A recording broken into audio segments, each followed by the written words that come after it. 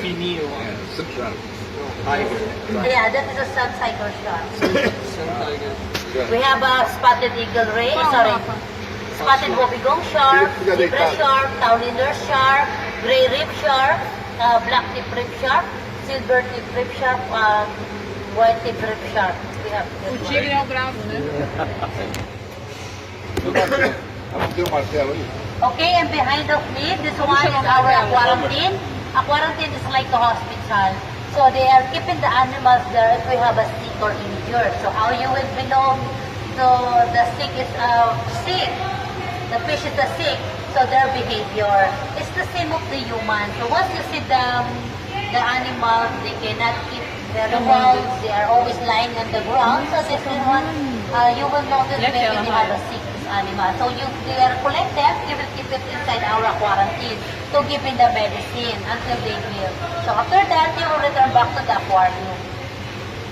Have you been to the tunnel? Yes. Yeah, so that is the tunnel. It's so nice also. You will see a lot of animals from down. You will see that one. So only 20%. Maybe you are wondering, it's like a microscopic. What do you call this? I forget.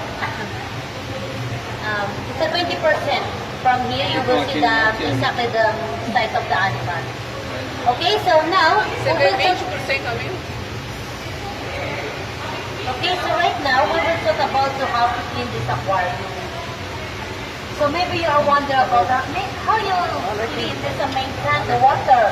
So here, it's around 10 million liters of water, right? So this water is connected to the LSS. So that is a pipe. It's connected to the LSS. LSS means a life support system. So they are running 24 hours a day, and it takes 85 minutes to clean the water. So the water in the aquarium is recycled continuously. Therefore, produces little wastewater through backwashing. So any waste of water is removed by a tanker service with the help of the pipe component. That is the sand filter, bifilter, protein skimmers, aeration, and ozonation. And also this the water they come out from the pipe, they're pushing the excess oil, going to the skimmer boxes to the other side.